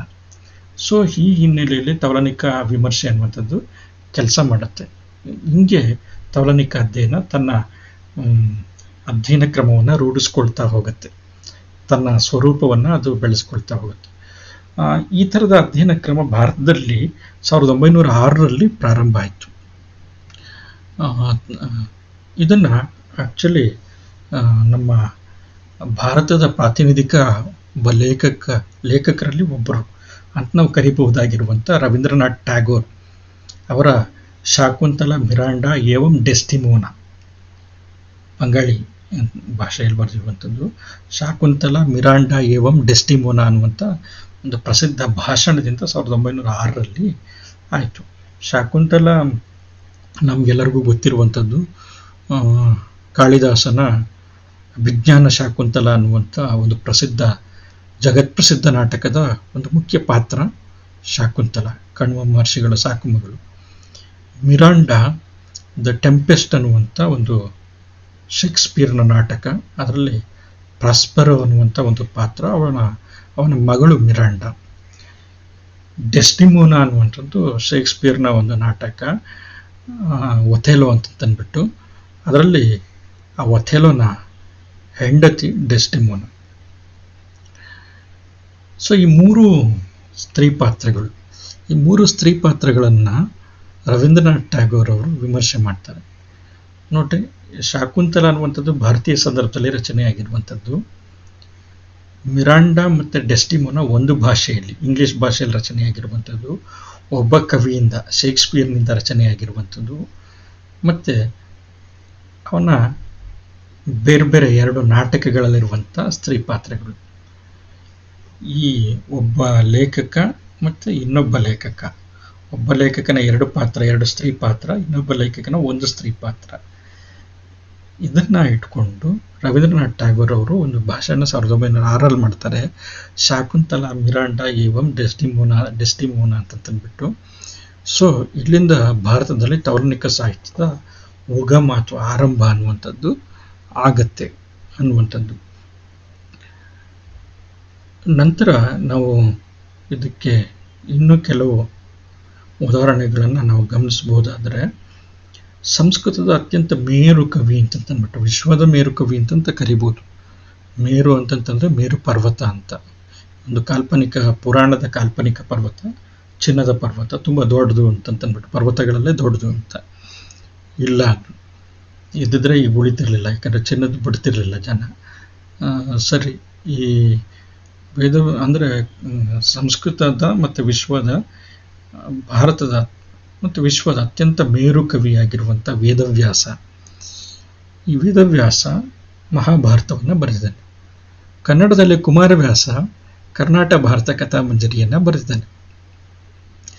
ಕುಮಾರವ್ಯಾಸ ಬರೆದಿರುವಂಥ ಕರ್ನಾಟ ಭಾರತ ಕಥಾಮಂಜರಿ ಇದು ಮಹಾಭಾರತ ಕೃತಿ. ವೇದವ್ಯಾಸ ಬರೆದಿರುವಂಥ ಮಹಾಭಾರತ ಕೃತಿ ಸಂಸ್ಕೃತದಲ್ಲಿ. ಎರಡನ್ನೂ ಕೂಡ ಹೋಲಿಸೋದಕ್ಕೆ ಸಾಧ್ಯ ಇದೆ. ನೋಡ್ರಿ, ವೇದವ್ಯಾಸ ಬರೆದಿರುವಂಥ ಮಹಾಭಾರತದಲ್ಲಿ ಯಾರೂ ಕೂಡ ನಾಯಕರಲ್ಲ. ಅಲ್ಲಿ ಒಬ್ಬ ನಾಯಕ ಅನ್ನುವಂಥವನು ಒಬ್ಬ ಇಲ್ಲ, ಅಥವಾ ಅಲ್ಲಿ ಬಹುತೇಕರು ನಾಯಕರಿದ್ದಾರೆ, ಹಿಂಗೆ ಹೇಳ್ಬೋದು. ಆದರೆ ಕುಮಾರವ್ಯಾಸನ ಭಾರತದಲ್ಲಿ ಕೃಷ್ಣ ಮಾತ್ರ ನಾಯಕ. ಕುಮಾರವ್ಯಾಸ ಹೇಳ್ತಿದ್ದಾನೆ, ಇದು ತುಳಸಿಯ ಉದಕದಂತೆ ಇರೆ, ಇಲ್ಲಿ ನೋಡ್ಬೋದು ಪದುಮನಾಭನ ಮಹಿಮೆ ಮಾತ್ರವನು ಅಂತ. ಇದು ತುಳಸಿಯ ಉದಕದಂತೆ ಪವಿತ್ರವಾಗಿರುವಂಥದ್ದು, ಇದು ಪದ್ಮನಾಭನ ಮಹಿಮೆಯನ್ನು ಮಾತ್ರ ನೀವಿಲ್ಲಿ ನೋಡಬೇಕು ಅಂತ. ತಿಳಿಯ ಹೇಳುವೆ ಇದು ಕೃಷ್ಣ ಕಥೆಯನ್ನು ಎಳೆಯ ಜಾಣರು ಮೆಚ್ಚುವಂಥದ್ದು ಹೇಳ್ಬಿಡ್ತಾನೆ. ಇಲ್ಲಿ ಕಥಾನಾಯಕ ಯಾರು ಅಂತಂತಂದ್ರೆ ಗದುಗಿನ ವೀರನಾರಾಯಣ ಅಥವಾ ಕೃಷ್ಣ ಅಂತಂತಾನೆ ಕಂಠೋಕ್ತವಾಗಿ ಅವನು ಕುಮಾರವ್ಯಾಸ ಹೇಳ್ತಾನೆ. ಸೊ ಹಾಗಾಗಿ ಎರಡನ್ನೂ ಕೂಡ ಮಹಾಭಾರತದ ವಸ್ತು ತೆಗೆದುಕೊಂಡಿರುವಂಥದ್ದು. ಮೂಲ ಅಂದರೆ ವೇದವ್ಯಾಸನು ಕೂಡ ಹಿಂದೆ ಅವನ ಸಂದರ್ಭದಲ್ಲಿದ್ದಂಥ ಜನಸಾಮಾನ್ಯರು ಆಡ್ತಿದ್ದಂಥ ಒಂದು ಜನಪದೀಯವಾಗಿರುವಂಥ ಒಂದು ಮಹಾಭಾರತದ ಒಂದು ರಫ್ ಆಗಿರುವಂಥ ಕೃತಿ ಆಗಿದ್ದಿರ್ಬೋದು. ಅದನ್ನು ತೆಗೆದುಕೊಂಡು ಅವನು ಸಂಸ್ಕೃತದಲ್ಲಿ ಕೃತಿಯನ್ನಾಗಿ ಬೆಳೆಸಿದ್ದಾನೆ. ನಂತರ ಅದಕ್ಕೆ ಬೇರೆ ಬೇರೆ ಭಾಗಗಳು ಸೇರ್ಪಡೆಗೊಂಡು ಬಂದಿದೆ. ಜಯ ಅನ್ನುವಂಥ ರೂಪದಲ್ಲಿರುವಂಥದ್ದು ಭಾರತ ಆಗಿ ನಂತರ ಮಹಾಭಾರತ ಆಗಿದೆ. ಕುಮಾರವ್ಯಾಸ ಕವಿಕೃತವಾಗಿರುವಂಥದ್ದು, ಕುಮಾರವ್ಯಾಸ ಬರೆದಿರುವಂಥದ್ದು ಕುಮಾರವ್ಯಾಸ ಭಾರತ. ಸೊ ಇಲ್ಲಿ ನಾವು ಅಂದರೆ ಹೋಲಿಕೆಯನ್ನು ಮಾಡಿ ಅಭ್ಯಾಸ ಮಾಡೋದಕ್ಕೆ ಸಾಧ್ಯ ಇದೆ, ತೌಲನಿಕ ವಿಮರ್ಶೆ ಸಾಧ್ಯ ಇದೆ. ನಾನು ಹೇಳಿದ ಕೆಲವು ಅಂಶಗಳನ್ನು ಅದಕ್ಕೆ ಸಂಬಂಧಪಟ್ಟಂಗೆ. ಏಕನಾಯಕ ಈ ಕಡೆ ಇದ್ದರೆ ಕುಮಾರವ್ಯಾಸನಲ್ಲಿ, ಅಲ್ಲಿ ಏಕನಾಯಕ ಅನ್ನುವಂಥದ್ದು ಇಲ್ಲ ಅನ್ನುವಂಥದ್ದು. ಸೊ ಈ ಥರದ್ದೆಲ್ಲನೂ ಕೂಡ ಅಂಶಗಳು ತೌಲನಿಕ ವಿಮರ್ಶೆಯಲ್ಲಿ ಬರ್ತವೆ. ಅದೇ ಥರ ಈಗಾಗಲೇ ನೀವು ಉಲ್ಲೇಖ ಮಾಡಿದ್ದು ವಿಶ್ವದ 2 ಪ್ರಸಿದ್ಧ ನಾಟಕಕಾರರು, ಭಾರತದ ಕಾಳಿದಾಸ ಅಭಿಜ್ಞಾನ ಶಾಕುಂತಲ ಬರೆದಿದ್ದಾನೆ, ಮಾಲವಿಕಾಗ್ನಿಮಿತ್ರ ಅನ್ನುವಂಥದ್ದನ್ನು ಬರೆದಿದ್ದಾನೆ, ರಘುವಂಶ ಅನ್ನುವಂಥ ಮಹಾಕಾವ್ಯವನ್ನು ಬರೆದಿದ್ದಾನೆ, ಕುಮಾರಸಂಭವ ಅನ್ನುವಂಥ ಮಹಾಕಾವ್ಯವನ್ನು ಬರೆದಿದ್ದಾನೆ, ಮೇಘದೂತ ಅನ್ನುವಂಥ ಒಂದು ಸಣ್ಣ ಕಾವ್ಯವನ್ನು ಬರೆದಿದ್ದಾನೆ, ಮಾಲವಿಕಾಗ್ನಿಮಿತ್ರ, ಸುಮಾರು ಈ ಥರದ ಕೃತಿಗಳನ್ನು ಬರೆದಿರುವಂಥವನು, ನಾಟಕವನ್ನು ಬರೆದಿದ್ದಾನೆ. ಅದರಲ್ಲಿ ಅತ್ಯಂತ ಪ್ರಸಿದ್ಧವಾಗಿರುವಂಥ ನಾಟಕ, ಜನಪ್ರಿಯವಾಗಿರುವಂಥದ್ದು, ವಿಶ್ವಪ್ರಸಿದ್ಧವಾಗಿರುವಂಥದ್ದು ಅಭಿಜ್ಞಾನ ಶಾಕುಂತಲ. ಹಾಗೆ ಶೇಕ್ಸ್ಪಿಯರ್ ಬರೆದಿರುವಂಥದ್ದು ಸುಮಾರು ನಾಟಕಗಳಿದೆ. ಕಿಂಗ್ ಲಿಯರ್ ಇದೆ, ಮ್ಯಾಕ್ಬೆತ್ ಇದೆ, ಒಥೆಲೋ ಇದೆ. ಸುಖಾಂತ್ಯ ನಾಟಕಗಳು, ದುಃಖಾಂತ್ಯ ನಾಟಕಗಳು, ದುರಂತಮಯವಾಗಿದ್ದರೂ ಕೂಡ ನಂತರ ಕೊನೆಗೆ ಸುಖಾಂತ್ಯವಾಗುವಂಥ ನಂತರದ ನಾಟಕಗಳು, ಈ ಥರದ ನಾಟಕಗಳನ್ನು ಕೂಡ ಇದೆ. ಸೊ ಈ ಇಬ್ಬರೂ ಕೂಡ ಜಗತ್ ಪ್ರಸಿದ್ಧವಾಗಿರುವಂಥ ನಾಟಕಕಾರರು. ಇವ್ರನ್ನ ಕಂಪೇರ್ ಮಾಡಿ ನಾವೇನು ಮಾಡ್ಬೋದು ಅಂತಂದರೆ ಅಭ್ಯಾಸ ಮಾಡೋದಕ್ಕೆ ಸಾಧ್ಯ ಇದೆ. ಸೊ ಹಾಗಾಗಿ ಏನಂತಂದರೆ ತೌಲನಿಕ ಅಧ್ಯಯನ ಅನ್ನುವಂಥದ್ದು ಈ ರೀತಿ, ಅಂದರೆ ಸಮಾನ ವಸ್ತುಗಳನ್ನು ಇಟ್ಕೊಂಡು, ಸಮಾನ ವಸ್ತುಗಳಿರ್ಬೋದು, ಸಮಾನ ಸಂದರ್ಭ ಇರ್ಬೋದು, ಸಮಾನ ಸನ್ನಿವೇಶ ಇರ್ಬೋದು, ಅಥವಾ ಸಮಾನ ಪಾತ್ರಗಳಿರ್ಬೋದು. ಸಮಾನಾಂಶದ ಪಾತ್ರಗಳು ಬಹುತೇಕ, ಸಮಾನಾಂಶದ ವಸ್ತುಗಳು ಬಹುತೇಕ. ಅದರಲ್ಲಿ ಭಿನ್ನತೆ ಇರ್ಬೋದು, ಇಲ್ಲ ಅಂತಂತಲ್ಲ. ಯಾಕಂತಂದರೆ ಭಿನ್ನ ಪ್ರದೇಶ, ಭಿನ್ನ ಭಾಷೆ, ಭಿನ್ನ ಸಂಸ್ಕೃತಿ, ಭಿನ್ನ ಪರಿಸರ, ಭಿನ್ನ ಕಾಲಘಟ್ಟ, ಈ ಎಲ್ಲ ಕಾರಣದಿಂದನೂ ಕೂಡ ಭಿನ್ನಾಂಶಗಳು ಇದ್ದೇ ಇರ್ತವೆ. ಹಾಗೆ ಸಾಮ್ಯಾಂಶಗಳು ಕೂಡ ಇರ್ತವೆ. ಸೊ ಇವನ್ನ ತುಲನೆ ಮತ್ತು ವಿಶ್ಲೇಷಣೆ ಮಾಡೋದ್ರ ಮುಖಾಂತರ ಅಭ್ಯಾಸ ಮಾಡುವಂಥದ್ದೇ ತೌಲನಿಕ ವಿಮರ್ಶೆ. ಇದು ತೌಲನಿಕ ಅಧ್ಯಯನದಲ್ಲಿ ಕಂಡು ಬರುವಂಥದ್ದು. ರವೀಂದ್ರನಾಥ್ ಠಾಗೂರ್ ಅವರು ಅವರ ಭಾಷಣ 1906 ಆಯಿತು ಅಂತಂತ ಹೇಳಿದೆ, ಶಾಕುಂತಲ, ಮಿರಾಂಡಾ ಇವಂ ಡೆಸ್ಟಿಮೋನ. ಆ ಸಂದರ್ಭದಲ್ಲಿ ಅವರು ಏನು ಹೇಳ್ತಾರೆ ಅಂತಂತಂದರೆ, ಇಂಥ ತೌಲನಿಕ ಚಿಂತನೆಯನ್ನು ಅವರು ವಿಶ್ವ ಸಾಹಿತ್ಯ ಅಂತ ಕರೀತಾರೆ. ಈ ಹಿಂದೆ ಗಯಟೆ, ಫೌಸ್ಟ್ ಅನ್ನುವಂಥ ಕೃತಿಯನ್ನು ಬರೆದಿರುವಂಥ ಗಯಟೆ, ಆಂಪಿಯರ್ ಯಾರನ್ನ ತನ್ನ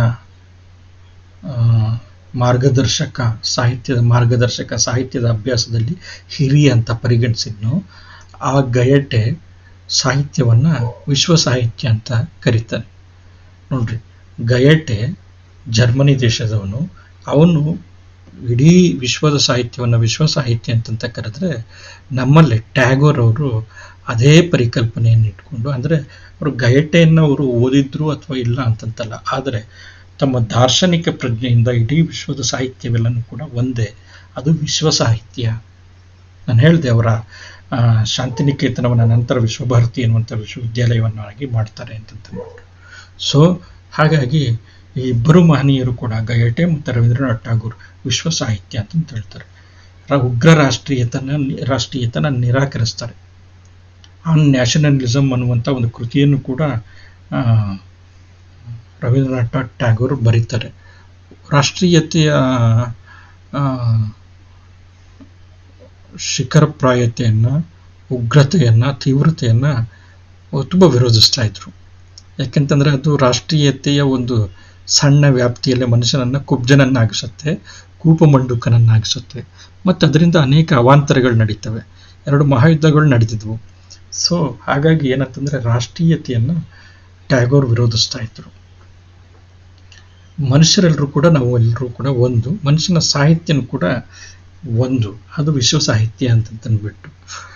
ಈ ಅಂಶ ಇದೆಯಲ್ಲ, ಟ್ಯಾಗೋರ್ ಪ್ರತಿಪಾದಿಸಿದಂಥ ಅಂಶ ಕನ್ನಡದ ನವೋದಯದ ಲೇಖಕರ ಮೇಲೆ ತುಂಬ ಪ್ರಭಾವ ಬೀರಿತು. ಅದು ಕುವೆಂಪು ಇರ್ಬೋದು, ಬೇಂದ್ರೆ ಇರ್ಬೋದು, ಮಾಸ್ತಿ ಇರ್ಬೋದು, ತೀನಂಶ್ರೀ ಇರ್ಬೋದು, BM ಶ್ರೀ ಇರ್ಬೋದು, ಶಂಭಾ ಜೋಶಿ ಇರ್ಬೋದು. ನಂತರ ಇವರೆಲ್ಲರ ಮೇಲೆ ಅದು ನಂತರ ಆಧುನಿಕ ಲೇಖಕರಾಗಿರುವಂಥ ಕಿರಂ ನಾಗರಾಜ್, ಅವ್ರ ಲೇಖಕರಿಗಿಂತ ಭಾಷಣಕಾರರು, ಭಾಷಣ ಸಂಪ್ರದಾಯದವರು ಕಿರಂ ನಾಗರಾಜ್, ಅವರ ಮೇಲೆ ಪ್ರಭಾವ ಬೀರಿತು. ನಂತರ ನಮ್ಮ UR ಅನಂತಮೂರ್ತಿಯವರ ಮೇಲೆ ಪ್ರಭಾವ ಬೀರಿತು. ಇದು ಅದನ್ನು ನಾವು ಈ ತೌಲನಿಕ ಅಧ್ಯಯನ ಅನ್ನುವಂಥ ಈ ತಾತ್ವಿಕ ಭಾಗ, ಈ 6.2 ಈ ಪತ್ರಿಕೆ ಏನಿದೆ, 6ನೇ ಸೆಮ್ನ ಈ ಪತ್ರಿಕೆ, ಇದರ ಮೊದಲ ಭಾಗ ತೌಲನಿಕ ಅಧ್ಯಯನದ ಸಿದ್ಧಾಂತದ ಭಾಗ, ತಾತ್ವಿಕತೆಯ ಭಾಗ. ನಂತರ ನಾವು ಪಠ್ಯದ ಭಾಗದಲ್ಲಿ ನಾವು ಶಂಭಾ ಜೋಶಿಯವರ ಕರ್ಣನ 3 ಚಿತ್ರಗಳು ಅನ್ನುವಂಥ ಇದು ಲೇಖನವನ್ನು ನಾವು ಓದ್ತೀವಿ, ತೌಲನಿಕ ಅಧ್ಯಯನದ ಭಾಗವಾಗಿ, ತೌಲನಿಕ ವಿಮರ್ಶೆಗೆ ಸಂಬಂಧಪಟ್ಟಂಗೆ. ಹಾಗೆ ಕಿರಂ ನಾಗರಾಜ್ ಅವರ ಸಂಸ್ಕೃತ ಕಾವ್ಯಮೀಮಾಂಸೆ, ಕನ್ನಡ ಕಾವ್ಯಮೀಮಾಂಸೆ ಅನ್ನುವಂಥ ಕೃತಿಯನ್ನು ನಾವು ಓದ್ತೀವಿ. ಅಂದರೆ ಲೇಖನವನ್ನು ನಾವು ಓದ್ತೀವಿ ತೌಲನಿಕ ವಿಮರ್ಶೆಯ ಭಾಗವಾಗಿ. ಹಾಗೆಯೇ ಯು ಆರ್ ಅನಂತಮೂರ್ತಿಯವರ ಭಾರತೀಯ ಸಂಸ್ಕೃತಿ ಮತ್ತು ಲೇಖಕ ಅನ್ನುವಂಥ ಲೇಖನವನ್ನು ಓದ್ತೀವಿ ತೌಲನಿಕ ವಿಮರ್ಶೆಯ ಭಾಗವಾಗಿ. ಸೊ ನವೋದಯದವರು ಹೇಗೆ ಪ್ರಭಾವಿತರಾಗಿದ್ದರು, ನವೋದಯದವರ ಆ ರೀತಿ ರಚನೆಯಾದಂಥ ಕೃತಿಗಳು ಯಾವುದು ಅಂತಂತಂದರೆ, ಕುವೆಂಪು ಅವರು ಬರೆದಿರುವಂಥ ಸರೋವರದ ಸಿರಿಗನ್ನಡಿಯಲ್ಲಿ ಅನ್ನುವಂಥದ್ದು, ಅಚ್ಚೋದ ಸರೋವರ, ಕರ್ನಾಟಕ ಕಾದಂಬರಿ ನಾಗವರ್ಮ ಬರೆದಿರುವಂಥ ಕೃತಿ.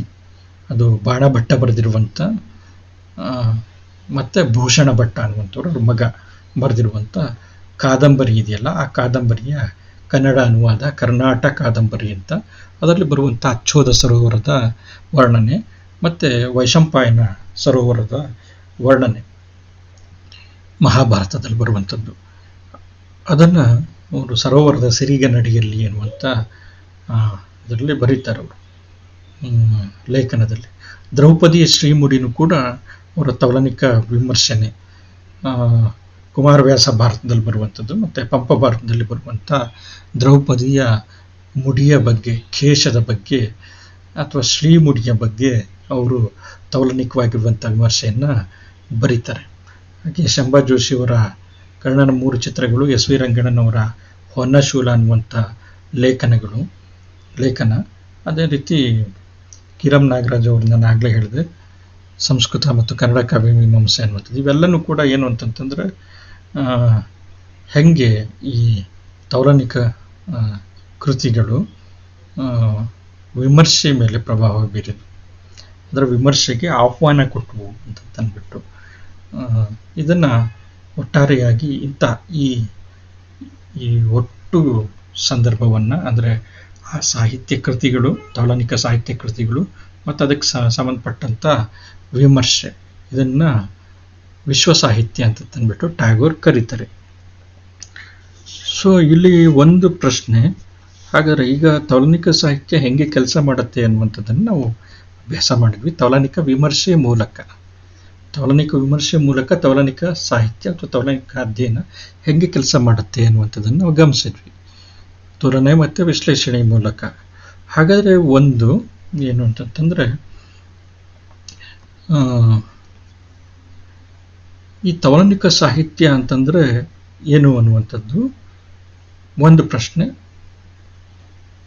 ಬರುತ್ತೆ. ತೌಲನಿಕ ಸಾಹಿತ್ಯ ಅಂತಂದರೆ ಸ್ಟೇಟ್ಮೆಂಟ್ ಕೊಡ್ಬೋದಾ ಅಂತ, ಒಂದು ಹೇಳಿಕೆ ಕೊಡ್ಬೋದಾ, ವ್ಯಾಖ್ಯೆ ಕೊಡ್ಬೋದಾ? ಅರ್ಥಶಾಸ್ತ್ರ ಎಂದರೇನು ಒಂದು ವ್ಯಾಖ್ಯೆ ಕೊಡ್ತೀವಿ, ಸಮಾಜಶಾಸ್ತ್ರ ಎಂದರೇನು ವ್ಯಾಖ್ಯೆ ಕೊಡ್ತೀವಿ. ವಿದ್ವಾಂಸರು ಬೇರೆ ಬೇರೆ ವ್ಯಾಖ್ಯೆಗಳನ್ನು ಅವರ ವಿವೇಕದಿಂದ ಕೊಟ್ಟಿದ್ದಾರೆ, ಅಧ್ಯಯನದಿಂದ ಕೊಟ್ಟಿದ್ದಾರೆ. ಸೊ ಅದೇ ರೀತಿ ತೌಲನಿಕ ಸಾಹಿತ್ಯದಲ್ಲೂ ಕೂಡ ಇರಬಹುದಾ? ಇದ್ದಾವೆ. ಇದಕ್ಕೆ ಬೇರೆ ಬೇರೆ ಉತ್ತರ, ಚರ್ಚೆ, ವಾದಗಳೆಲ್ಲನೂ ಕೂಡ ಇದೆ, ಬೇರೆ ಬೇರೆ ಅಭಿಪ್ರಾಯಗಳಿದ್ದಾವೆ. ಸೊ ಹಾಗಾಗಿ ಭಿನ್ನತೆಯ ಪಂಥಗಳು ಕೂಡ ಇಲ್ಲಿ ಉಂಟಾಗಿದ್ದಾವೆ. ಆದರೆ ಸರಳವಾಗಿ ಒಂದು ಸಾಮಾನ್ಯವಾಗಿರುವಂಥ ಒಂದು ಉತ್ತರವನ್ನು ನಾವು ಕಂಡುಕೊಳ್ಬೋದು. ಏನಂತಂದರೆ, ವಿವಿಧ ಸಾಹಿತ್ಯಗಳ ತುಲನಾತ್ಮಕ ಅಧ್ಯಯನ. ಬೇರೆ ಬೇರೆ ಸಾಹಿತ್ಯ, ಅದು ಒಂದೇ ಭಾಷೆಯಲ್ಲಿರುವಂಥ ಬೇರೆ ಬೇರೆ ಕಾಲಘಟ್ಟದ ಸಾಹಿತ್ಯ ಇರ್ಬೋದು, ಒಂದೇ ಕಾಲಘಟ್ಟದ ಸಾಹಿತ್ಯ, ಬೇರೆ ಬೇರೆ ಲೇಖಕರದಿರ್ಬೋದು, ಒಬ್ಬನೇ ಲೇಖಕನ ಬೇರೆ ಬೇರೆ ಸಾಹಿತ್ಯ, ಬೇರೆ ಬೇರೆ ಕೃತಿಗಳಿರ್ಬೋದು, ಬೇರೆ ಬೇರೆ ಪ್ರದೇಶದ್ದಿರ್ಬೋದು, ಬೇರೆ ಬೇರೆ ಭಾಷೆದಿರ್ಬೋದು, ಬೇರೆ ಬೇರೆ ಜನಸಮುದಾಯದ್ದಿರ್ಬೋದು, ಗಂಡಿಂದು ಅಥವಾ ಹೆಣ್ಣಿಂದ ಆಗಿರ್ಬೋದು, ಅಥವಾ ವರ್ಣದಲ್ಲಿ ಭಿನ್ನತೆಯನ್ನು ಹೊಂದಿರುವಂಥವರದ್ದಾಗಿರ್ಬೋದು, ಬೇರೆ ಬೇರೆ ರಾಷ್ಟ್ರಕ್ಕೆ ಸಂಬಂಧಪಟ್ಟಂಥದ್ದಾಗಿರ್ಬೋದು, ಬೇರೆ ಬೇರೆ ಸಂಸ್ಕೃತಿಯ ಹಿನ್ನೆಲೆಯಲ್ಲಿ ಹೊಂದಿರುವಂಥದ್ದಾಗಿರ್ಬೋದು. ಸೊ ಈ ಥರ ಅಂದರೆ ವಿವಿಧ ಸಾಹಿತ್ಯಗಳ ತುಲನಾತ್ಮಕ ಅಧ್ಯಯನ ಅನ್ನುವಂಥದ್ದನ್ನು ಸರಳವಾಗಿ ನಾವು ತೌಲನಿಕ ಸಾಹಿತ್ಯ ಅಂತಂತ ಹೇಳ್ಬೋದು. ಆದರೆ ಶಾಸ್ತ್ರೀಯವಾಗಿ ಇದಕ್ಕೆ ಸಂಬಂಧಪಟ್ಟಂಗೆ ಹಲವು ತೌಲನಿಕ ವಿದ್ವಾಂಸರು, ಅಧ್ಯಯನಕಾರರು ಇದಕ್ಕೆ ಸಂಬಂಧಪಟ್ಟಂಗೆ ವ್ಯಾಖ್ಯೆಯನ್ನು ಕೊಟ್ಟಿದ್ದಾರೆ. ಈ ವ್ಯಾಖ್ಯೆಯಲ್ಲಿ ತೌಲನಿಕ ಅಧ್ಯಯನದ ವ್ಯಾಪ್ತಿ, ಅದರ ಸ್ವರೂಪ, ಅದರ ಸೂತ್ರಗಳು, ಇದನ್ನೆಲ್ಲನೂ ಕೂಡ ಕಂಡುಕೊಳ್ಳುವಂಥ ಒಂದು ಚರ್ಚೆಯನ್ನು ಮಾಡಿದ್ದಾರೆ. ಮತ್ತು ತೌಲನಿಕ ಅಧ್ಯಯನಕ್ಕೆ ಸಂಬಂಧಪಟ್ಟಂಗೆ ನಾನು ಪ್ರಾರಂಭದಲ್ಲಿ ಹೇಳ್ದಂಗೆ, ಯಾವಾಗ ತೌಲನಿಕ ಅಧ್ಯಯನಕ್ಕೆ ಸಂಬಂಧಪಟ್ಟಂಗೆ ಸಂಘಟನೆಗಳು ಬೆಳೆದವು, ಆ ಸಂದರ್ಭದಲ್ಲಿ ಶಿಬಿರಗಳು, ಸಮ್ಮೇಳನಗಳು, ತರಬೇತಿಗಳು ಇವೆಲ್ಲ ನಡೀತು. ಆ ಸಂದರ್ಭದಲ್ಲಿ ಒಂದು ಕಾಂಕ್ರೀಟ್ ಆಗಿರುವಂಥ ಒಂದು ತುಂಬ ನಿರ್ದಿಷ್ಟವಾಗಿ ತೌಲನಿಕ ಅಧ್ಯಯನ ಅಂತಂದರೆ ಇದು ಅಂತ ಹೇಳಬಹುದಾಗಿರುವಂಥ ಒಂದು ಉತ್ತರವನ್ನು ಕಂಡುಕೊಳ್ಳೋದಕ್ಕೆ ಹಲವಾರು ತೌಲನಿಕ ಅಧ್ಯಯನಕಾರರು ಪ್ರಯತ್ನಪಟ್ಟರು. ಆದರೆ ಎಲ್ಲರೂ ಮೆಚ್ಚಬಹುದಾಗಿರುವಂಥ ಸಹಮತದ ಒಂದು ವ್ಯಾಖ್ಯೆ ಬರಲಿಲ್ಲ. ಬೇರೆ ಬೇರೆ ವಿದ್ವಾಂಸಕಾರರು ಬೇರೆ ಬೇರೆ ವ್ಯಾಖ್ಯೆಗಳನ್ನು ಕೊಟ್ಟಿದ್ದಾರೆ. ಸೊ ಅವರವರ ಅಧ್ಯಯನದ ಹಿನ್ನೆಲೆಯಲ್ಲಿ, ವಿದ್ವತ್ತಿನ ಹಿನ್ನೆಲೆಯಲ್ಲಿ ಕೊಟ್ಟಿದ್ದಾರೆ. ಸೊ ಇದು ಏನಾಯಿತು ಅಂತಂತಂದರೆ, ತೌಲನಿಕ ಅಧ್ಯಯನದಲ್ಲಿ ಈ ಭಿನ್ನತೆಗಳು ಕೆಲವೊಂದು ಸತಿ ಏನಾಯಿತು ಅಂತಂದರೆ, ಅಧ್ಯಯನಕ್ಕೆ ಕೊಟ್ಟಿರುವಂಥ ಆ ವ್ಯಾಖ್ಯೆ ಪ್ರತಿಪಾದಿಸುವಂಥ ತೌಲನಿಕ ಅಧ್ಯಯನದ ಸ್ವರೂಪ ಅಥವಾ ತೌಲನಿಕ ಅಧ್ಯಯನದ ಸೂತ್ರಗಳು ಇವೆಲ್ಲನೂ ಕೂಡ ಏನಾಯಿತು ಅಂತಂತಂದರೆ, ತೌಲನಿಕ ಅಧ್ಯಯನ ಅನ್ನುವಂಥದ್ದು ಬೇರೆ ಬೇರೆ ಗುಂಪುಗಳಾಗಿ ಒಡೆಯೋದಕ್ಕೆ ಸಾಧ್ಯ ಆಯಿತು. ಬೇರೆ ಬೇರೆ ಚಿಂತನಾಧಾರೆಯಾಗಿ, ಗುಂಪು ಅಂದರೆ ಗುಂಪುಗಾರಿಕೆ ಅಲ್ಲ, ಬೇರೆ ಬೇರೆ ಚಿಂತನಾಧಾರೆಯಾಗಿ, ಚಿಂತನಾ ಮಾರ್ಗವಾಗಿ ಕವಲೊಡೆಯೋದಕ್ಕೆ ಕಾರಣ ಆಯಿತು. ಸ್ಕೂಲ್ ಆಫ್ ಥಾಟ್ಸ್ ಅಂತ ನಾವೇನು ಹೇಳ್ತೀವಿ, ಚಿಂತನಾ ಕ್ರಮಗಳು ಅಂತ, ಆ ರೀತಿ ಬೇರೆ ಬೇರೆ ತೌಲನಿಕ ಅಧ್ಯಯನದಲ್ಲೇ ಭಿನ್ನ ಚಿಂತನಾ ಕ್ರಮಗಳು ಮೂಡೋದಕ್ಕೆ ಕಾರಣ ಆಯಿತು. ಆ ವ್ಯಾಖ್ಯೆಗಳನ್ನು ಅಂದರೆ ಅವು ಆ ಭಿನ್ನ ಪಂಥದ ಕಾರಣದಿಂದ ಈ ರೀತಿಯಾಗಿ ವಿಭಜನೆ ಆಗೋದಕ್ಕೆ ಕಾರಣ ಆಯಿತು. ಈ ಹಿನ್ನೆಲೆಯಲ್ಲಿ ಈ ವಿದ್ವಾಂಸರು ಮುಂದೆ ಏನು ವ್ಯಾಖ್ಯೆಗಳನ್ನು ಕೊಟ್ಟರು, ಅವು ಹೆಂಗೆ ಭಿನ್ನತೆಯಿಂದ ಕೂಡಿದ್ದಾವೆ, ಅವು ಮತ್ತು ಆ ಭಿನ್ನತೆಗಳು ಯಾವ ಪಂಥಗಳಾಗಿ ರೂಪುಗೊಳ್ಳೋದಕ್ಕೆ ಕಾರಣ ಆದವು ಅನ್ನುವಂಥದ್ದನ್ನು ನಾವು ಮುಂದಿನ ಅಧಿವೇಶನದಲ್ಲಿ ಅಂದರೆ ಇದೇ ಅಂಶದ ಮುಂದುವರಿದಂಥ ಭಾಗದಲ್ಲಿ ನಾವು ಅಭ್ಯಾಸ ಮಾಡೋಣ. ಎಲ್ಲರಿಗೂ ಕೂಡ ಒಳ್ಳೆಯದಾಗಲಿ. ಇಲ್ಲಿ ಕೆಲವು ಉದಾಹರಣೆಗಳು ಬಂದಿದ್ದಾವೆ. ನಂತರ ಈ ಉದಾಹರಣೆಗಳಿಗೆ ನಂತರ ಪೂರಕವಾಗಿ ತೌಲನಿಕ ಅಧ್ಯಯನ ಅಥವಾ ತೌಲನಿಕ ಸಾಹಿತ್ಯ ಅನ್ನೋದಕ್ಕೆ ವ್ಯಾಖ್ಯೆಗಳು ಹೆಂಗಿದಾವೆ ಅನ್ನುವಂಥದ್ದನ್ನು ಮುಂದೆ ನಾವು ನೋಡೋದಕ್ಕೆ ಒಂದು ಪೀಠಿಕೆಯನ್ನು ಕೂಡ ಇಲ್ಲಿ ಹಾಕಲಾಗಿದೆ. ಅದನ್ನು ನಾವು ಮುಂದೆ ಗಮನಿಸೋಣ. ಮತ್ತೆ ನಾನು ರಿಪೀಟ್ ಮಾಡ್ತಾ ಇದ್ದೀನಿ, ಸಂದರ್ಭ ಇದೇನು ಭಯಪಡುವಂಥದ್ದೇನೂ ಅಲ್ಲ. ಕೊರೋನಾದ ಸಂದರ್ಭ, ಸೂಕ್ತ ಸಂದರ್ಭದಲ್ಲಿ ಸೂಕ್ತ ಚಿಕಿತ್ಸೆಯನ್ನು ತೆಗೆದುಕೊಂಡು ಬರಬೇಕು. ನಮಗೇನಾದರೂ ಸಣ್ಣ ಪುಟ್ಟ ಸಿಂಪ್ಟಮ್ಸ್ ಏನಾದರೂ ಕಂಡು ಬಂತು ಅಂತಂದರೆ, ಸಣ್ಣದಾಗಿ ಜ್ವರನೋ, ಸಣ್ಣದಾಗಿ ಶೀತನೋ, ಕೆಮ್ಮು ಇತ್ಯಾದಿ ಬಂದ ತಕ್ಷಣ ಕೂಡಲೇ ಹತ್ತಿರದ ಆಸ್ಪತ್ರೆ ಹತ್ರ ಹೋಗಿ ನೀವು ಪರೀಕ್ಷೆ ಮಾಡಿಸ್ಕೊಂಡ್ರೆ, ಅಥವಾ ಯಾರಿಗಾರು ನಿಮಗೆ ಸಂಬಂಧಪಟ್ಟಿರುವಂಥವ್ರು ಪರಿಚಯಿಸ್ತಾರೆ ಯಾರಾದರೂ ಬಂದರೆ ಅವ್ರನ್ನ ಆಸ್ಪತ್ರೆಗೆ ಕರ್ಕೊಂಡು ಹೋದರೆ, ಅಂದರೆ ಎಲ್ಲ ಸುರಕ್ಷತಾ ಕ್ರಮಗಳ ಜೊತೆಗೆ ಮಾಸ್ಕ್ ಹಾಕ್ಕೊಂಡು, ಸ್ಯಾನಿಟೈಸರ್ ಯೂಸ್ ಮಾಡಿಕೊಂಡು, ಒಂದು ನಿರ್ದಿಷ್ಟ ಅಂತರವನ್ನು ಪಾಲಿಸ್ಕೊಂಡು ಕೊಂಡೋದ್ರೆ 5 ರಿಂದ 6 ದಿನಕ್ಕೆ ಕೊರೋನಾ ವಾಸಿ ಆಗುತ್ತೆ. ಸೊ ನಮಗೆ ಬೇಕಾಗಿರುವಂಥದ್ದು ಏನಂತಂದರೆ ಆರಂಭಿಕ ಚಿಕಿತ್ಸೆ. ಈ ಆರಂಭಿಕ ಚಿಕಿತ್ಸೆ ಪಡೆಯೋದ್ರಲ್ಲೇ ವಿಳಂಬ ಮಾಡಿದಾಗ ಏನಾಗುತ್ತೆ ಅಂತಂದರೆ, ನಮ್ಮ ಲಂಗ್ಸಿಗೆ ಏನಾಗುತ್ತೆ, ಕೊರೋನಾ ಪ್ರವೇಶ ಮಾಡುತ್ತೆ. ಉಸಿರಾಟದ ಸಮಸ್ಯೆಗಳೆಲ್ಲನೂ ಕೂಡ ಬರ್ತವೆ.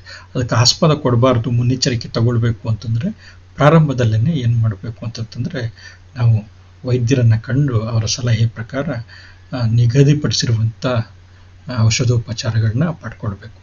ಅದನ್ನು ಅವಶ್ಯಕತೆ ಬಿದ್ದಂಥವ್ರಿಗೆ ನಿಮ್ಮ ಮನೆಯಲ್ಲಿ, ಬಂಧುವರ್ಗದವರಲ್ಲಿ ಈ ತಿಳುವಳಿಕೆಯನ್ನು ನೀವು ಕೊಡಿ. ಎಲ್ಲರಿಗೂ ಕೂಡ ಒಳ್ಳೆಯದಾಗಲಿ. ನಮಸ್ಕಾರ.